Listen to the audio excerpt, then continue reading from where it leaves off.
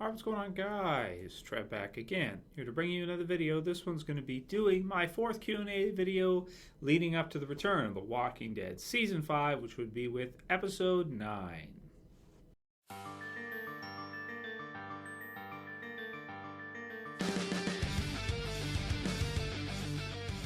Alright, good stuff. So I got a few questions for this week. Got some pretty good ones from you guys. I went through and I added them as many as I could. There was a lot, but I did get some really good ones, and I think you guys like the ones we picked out, at least for today's part.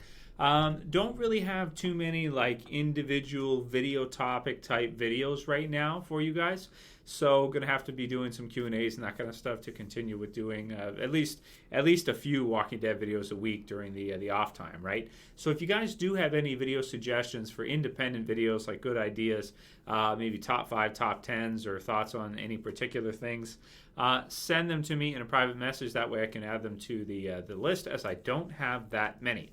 That said, did the video 2 days ago now. We're talking about the top 10 best episodes. So if you guys missed that, go ahead and check that out. And also did the day before, had the trailer, did a channel trailer, and I feel like I should explain some things with that because some people were asking about that. So before we get into these questions, I'll answer that.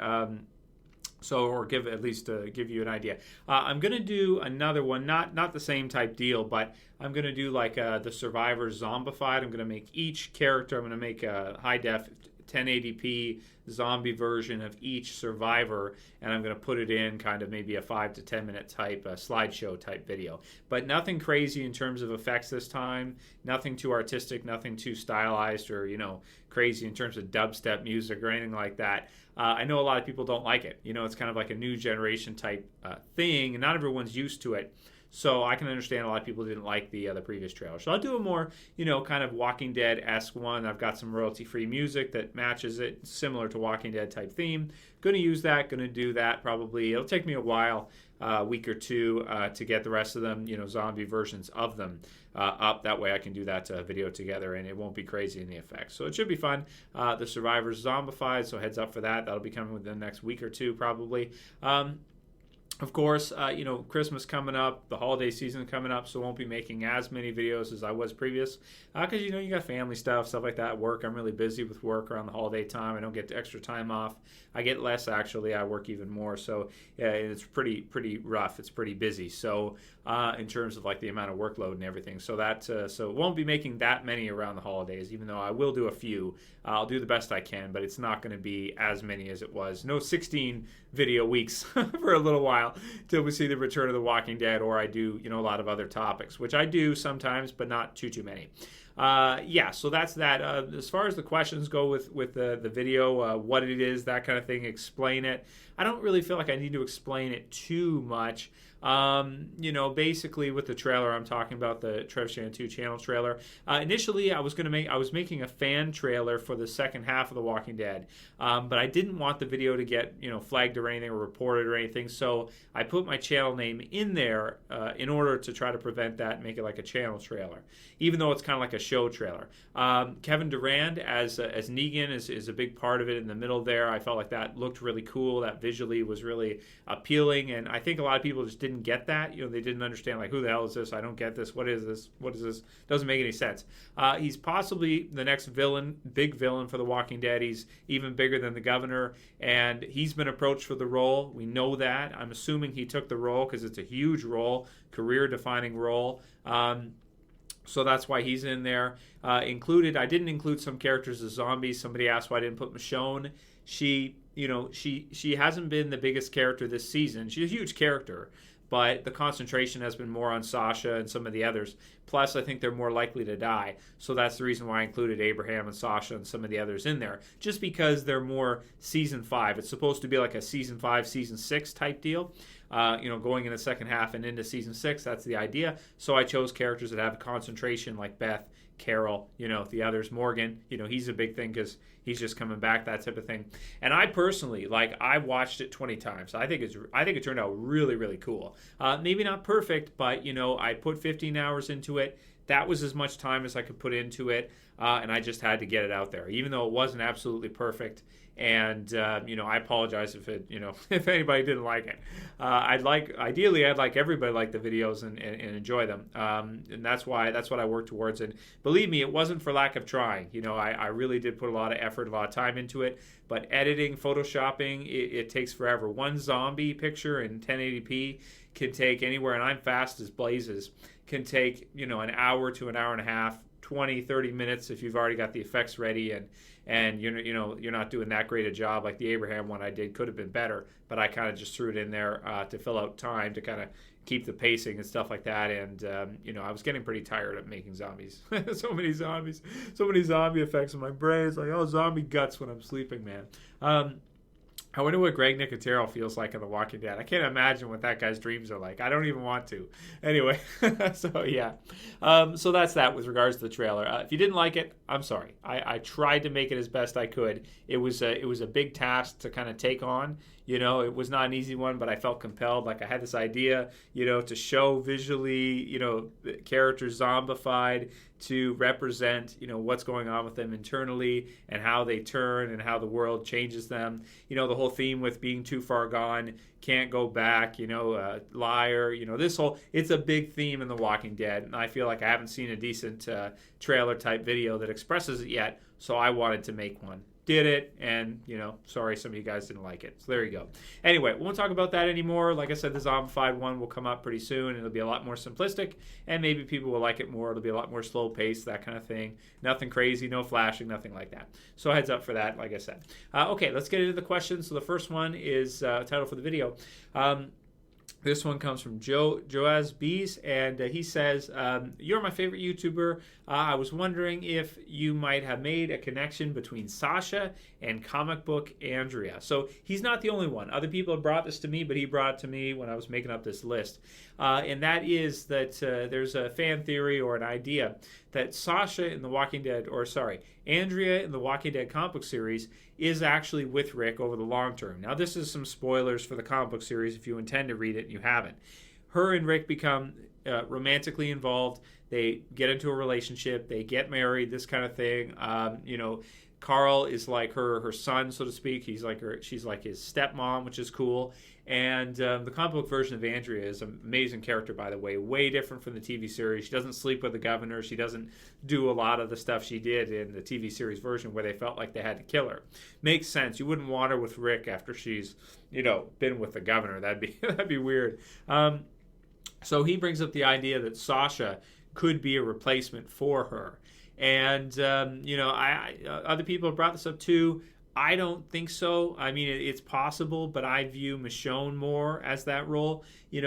Sasha could fit the role of kind of like a sniper. She's very tough, she is, even though she was, really upset after Bob was killed. And people also bring up because, Bob was in that situation, his significant other or romantic partner was her. In the comic book series version, Dale was killed in that same set of circumstances, and his romantic partner was Andrea. So I think that's where people are thinking maybe Sasha's going to become Andrea. I don't think so. I would say no, I don't think so, and I think she may be killed off sooner rather than later. I guess we'll see. She's on my death watch, so to speak, or radar for a character that I wouldn't be surprised if was killed off in the next season or season and a half. So I don't think so, but I think Michonne and Rick may be romantically getting involved. We may see something happen with that, which I would like. I think would be really cool because Michonne is a badass survivor, that's for sure. And so is Rick, obviously. I mean, lead character in the show. He's amazing. So great question, though. So thank you for that, Joas. Next one's from Martin Stroke on Trent. He says, Martin Stroke on Trent from the UK. He says, hi, Trev. Do you think Shane had more to give beyond Season 2? Always feel like he was killed off too soon. So this is one I've touched on in the past, so I won't go into too much detail with this. But yes, if you've seen my older Season 2 reviews, yes, they're still on the channel. Yes, you can still watch them if you want to. Hear what I think about some of your favorite older episodes, and throwbacks too I've done, throwback reviews. Also character spotlights on Shane and all kinds of different stuff. He's one of my favorite characters in the show. You guys can see that I built a custom one right there. He's worth quite a bit. He was not easy to put together. That's how much I like the character. I really, really love John Bernthal's Shane. I think he was an amazing character. He made season 2 special. His acting, if you see him now, he's in big movies. He's become a big movie star, that kind of thing. He's in Fury. He's in other movies. I mean, the guy is a monster. He's what he was able to do in The Walking Dead has just catapulted him to another level because everybody's watching, right? Now he's in Wolf of Wall Street. He's in Fury. He'll be in other movies. He was in was it Snitch or Snatch? I forget with The Rock. I did a review for that a while ago. It came out. Yeah, he's amazing, man. He did such a good job as Shane in the TV series. Definitely, they could have gone on further with him. They could have made him like a governor or something of the sort. But it does a lot for the series because it kind of closes that whole love triangle thing we had going with Lori that was open and Rick. And it sets up for us kind of the idea that no matter how close the characters are to Rick, to our lead, they can still be killed off. Shane sets that up, and when you first experience it and he's killed off the first time, if it's not spoiled for you, it's very surprising because you think that he's a character that's going to be in the show for a long time. That's why he's been so developed. That's why he's had so much time in the TV series. And then, boom, he's just not. And then the series continues. It's a big shift. It's a big change in direction. And because he was such a concentration early on. And, yeah, I mean, it sets up the way the show is, as does the Lori death, too, which they could have delayed till way later on, to be honest with you. Maybe they should have saved that for season finale or something. I don't know, something like that. That would have made more sense than how it was put out. But anyway, season 3, you guys know how I feel about that. Another question I had here, which I might as well answer now since we're on the season 2 topic, is, kind of season 2-ish related. A lot of people, okay, so the question is basically what do I think the worst season is? Now, that's a tough one to say. Some people think, I shouldn't really even talk about seasons because it's like one big long movie or one big long story, that kind of thing. But I do like to kind of concentrate in different seasons because it's a different year. You get to see a different thing. You feel different about the show the season later. There's a lot of evolution. There's a lot of different characters involved in each season, and that's why I like it so much. But the worst season, this is a tough one. I think most people, season 2 is their favorite, and I'm not saying that just lightly. People were all over the place with this, but if I had to tell you that the comment I saw the most frequently at this point, I would say is season 2, people's favorite being season 2, which is pretty crazy. It's pretty crazy because I was thinking it's one of the worst, to be honest with you. I would probably go with the worst season being season 1, not because of quality. The quality is amazing, but the reason why is because it's only 6 episodes. And some people will say, well, what does that matter? Well, if I could either have 6 episodes or 16 episodes, I would definitely go with 16. Even if they're a little bit lower quality, even if they're not quite as good in terms of, one episode versus one episode, you're still getting so much more content that I appreciate having more to watch, having more to look forward to, and having more characters, more development, more things happening, just more all around, right? So season 1 for me, just because it's so limited, and also the other reason too is because you did have the Jenner stuff at the end, which I thought was great at the time. It was kind of cool to see. It was exciting and everything. But, I really feel like from each season, like season 2, it's just got bigger and better, with the character concentration on Shane. I do like season 2 better than season 1, and I would go with season 1 as the worst season. But yeah, it was weird to me that season 2, a lot of people's favorite, was season 2. That's strange because the farm I didn't like so much as a location, but definitely the Shane stuff, it hit home. I think it was close to the heart, I want to say, of because you care about Rick, you care about Lori, you care about Shane, you care about Carl, and it really made you feel for what was happening there, and it was really close to our center character, which is Rick as our lead, right? That situation was really close, whereas later on we've had more concentration on different characters as the seasons have gone on, rather than always, that core. So it was really like a close to home type story, And man, it was well acted, and man, it was well delivered, and it was awesome. So definitely the Shane concentration in season 2 is some of the best concentration we've ever had in a character.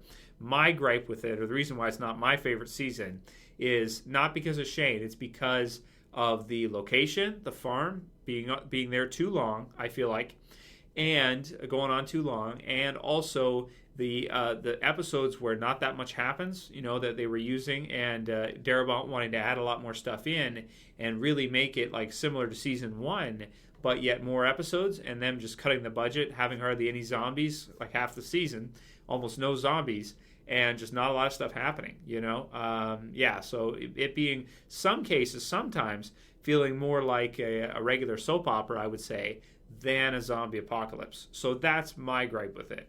But definitely the second half I felt like was really good, and the Shane stuff was all incredible all the way through, pretty much dead already. It does have some of the best episodes ever, but it also has some of the worst episodes ever before pretty much dead already, the few before it, at least to me anyway, compared to the rest. Next question is from Matt Foster, and he says, "Hey Trev, assuming Morgan joins the group by the end of the season, how long after do you think he will last?" Okay, and then he gets into some spoilers about the comics. So I can't really comment about that. I don't want to ruin, because that's a pretty big spoiler of what happens with Morgan. Does he leave the group? Does he survive? Is he killed off? I don't want to give that away to anybody who doesn't know anything about it. But I think they're going to go a different direction than what they did in the comic book series version with him.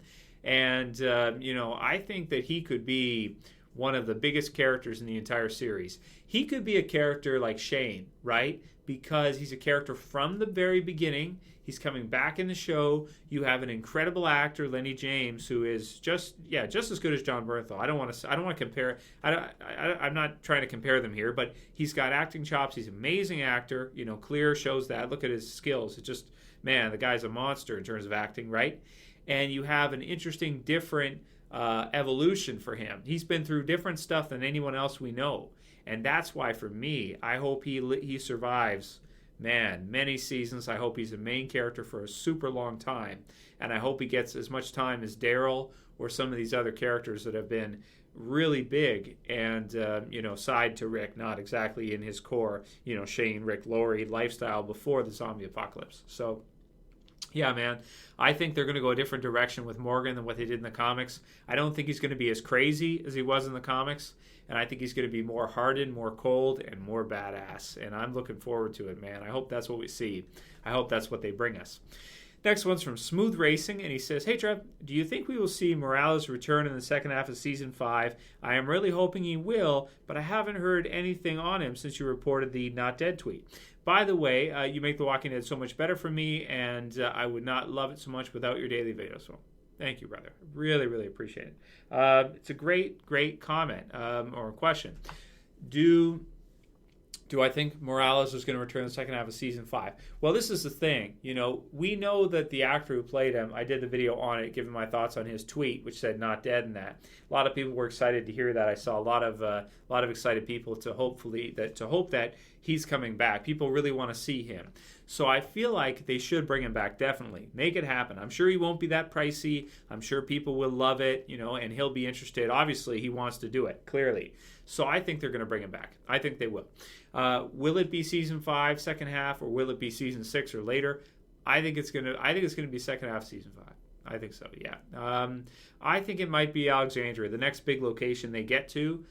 He might be there. I think that'd be cool. I think that'd be a cool storyline. I think that's what we're going to see. But who knows? And this will be the last one I'll finish off, and then I'll probably do another part maybe tomorrow or the next day. This one's from Dr. GLH, and she says, "Do you think it's possible that some of the people Gabriel turned away from the church survived, went to Terminus, and invented the religious candle room and the cannibalistic practices? This theory came up in a conversation with some other profs teaching a Walking Dead class." That's one of the reasons I want to put this in. I thought that was so cool, man. They have a Walking Dead class. That's awesome, man. And then I've heard about this on the internet before. And then she says, that could explain why Gabriel was so all-fired, determined to crawl out of the church and find out whether it's true that the Terminus people ate Bob's leg. There was also a white Bible with the name Mary B that really shook him up at the barbecue site. If there's anything to this, there's a major culpability or I'm not sure she means capability, and major guilt on Gabriel's part. Your thoughts? Well, we do know that Gabriel for sure did turn people away. When people came to the church, because it was really well built, sturdy, able to withstand zombies. He had food. He had supplies they could have used to survive, and he just locked them out. We know that he did not, even though they were being killed, that kind of thing. It was a weird reversal when he came back, and he had to have Carl and Michonne let him back in. So it was kind of like, he switched, and they didn't do what he did. They actually let him in, and it almost cost him, but it didn't. He was able to survive. He was able to make it. Also, the things they did, they kind of changed it and put up the spikes and that kind of thing. It helped to save Gabriel as well. So I do know what she's referring to with the candle room we saw with the writing everywhere and kind of the cannibalistic, religious, maybe ritualistic type of behavior they were doing there. Is it connected to Gabriel in any way? We don't know for sure. I tend to think Gabriel kind of locked down. He was one of those that just straight up, he locked down, he locked the doors, and he just watched. And he didn't do anything else. he just like stayed in there and he just watched. And he didn't really, because we've seen he's not good at moving around. He's not a great survivor. So that's what I tend to think that happened. But I think the guy who we saw earlier on the season with the stuff on his face and the long hair, when he broke out. And he kind of grabbed Rick, and he was bitten afterwards, bigger guy, and he was in the flashbacks from Terminus before. I think he may have had something to do with that. Of course, he had something to do with creating Gareth and the others, because he kind of forced them to become more brutal and kill him in order to take back over the place, because that guy had come there. It was a safe place, and he had taken it. So I don't think Gabriel is connected to any of that stuff, because I think he was too, I would say use the word agoraphobic at that point, even though the fear is real. So it's not really, wouldn't be a disorder, but it was just like he just locked down. He just stayed inside. He didn't go anywhere. He didn't do anything.